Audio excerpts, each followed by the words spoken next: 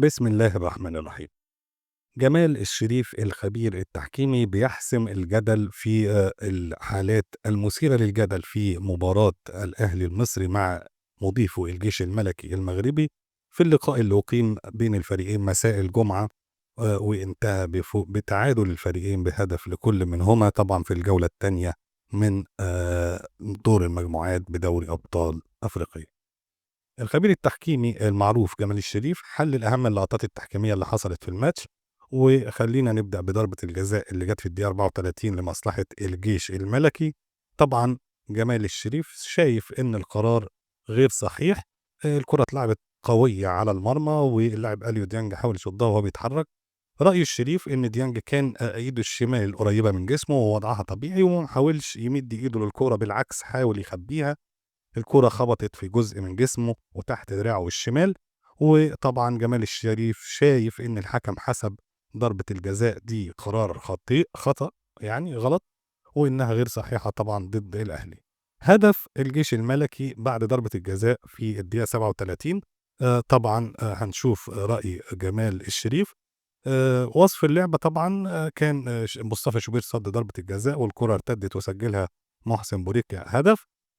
طبعًا إن أبو ريكة كان برّه المنطقة ووضعه سليم وقت التسديدة الأولى، ده رأي جمال الشريف، وده بيتعارض مع رأي خبير التحكيم المصري توفيق السيد، اللي قال إنه كان داخل المنطقة، وبالتالي كان الهدف يجب أن يتم إلغائه. طبعًا الشريف قال إن في 3 لعيبة من الجيش الملكي كانوا جوّه المنطقة قبل ما تتشاط الكورة، بس ده ما لوش تأثير على اللعب ولا على اللعيبة المنافسة. وبالتالي القرار كان هدف صحيح من الحكم، وما فيش أي غلط إن الحكم ساب اللعب يكمّل. نروح بعد كده لحالة إلغاء هدف الجيش الملكي في الدقيقة 70. الجيش الملكي طبعًا جاب جول تاني سجّله يوسف الفحلي بعد تمريرة.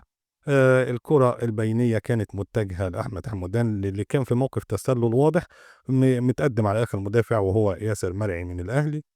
طبعًا جمال الشريف شايف إن الحكم المساعد رفع الراية وقرر إلغاء الهدف، وده كان قرار سليم 100%. في الوقت الضايع من المباراة نروح للقطة جدلية تانية. طبعًا لعيبة الجيش الملكي طالبوا بالحصول على ركلة جزاء في الوقت المبدد، ويوسف الفحلي دخل بالكرة من ناحية الشمال، وياسر إبراهيم اتزحلق عشان يحاول ياخد الكرة لكنه أسقطه أرضًا. طبعًا جمال الشريف شايف إن الاصطدام حصل بالفعل بين رجل المدافع والمهاجم، بس كل ده كان برّه المنطقة أصلًا، بالتالي ما فيش ضربة جزاء، كان المفروض الحكم يحتسب فاول على حدود المنطقة. طبعًا المهاجم بعد الاصطدام حاول يدوّر على ملامسة عشان ياخد ضربة جزاء، بس ما كانش في حاجة تستدعي على حد قول جمال الشريف.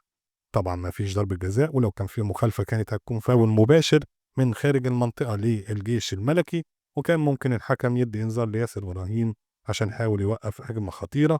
ده كان رأي جمال الشريف في الحالات الجدلية في المباراة. رأيكم طبعًا يُحترم، لكل واحد وجهة نظر. معاكم المايك، التعليقات في انتظاركم، ومنتظر دعمكم، والسلام عليكم ورحمة الله وبركاته.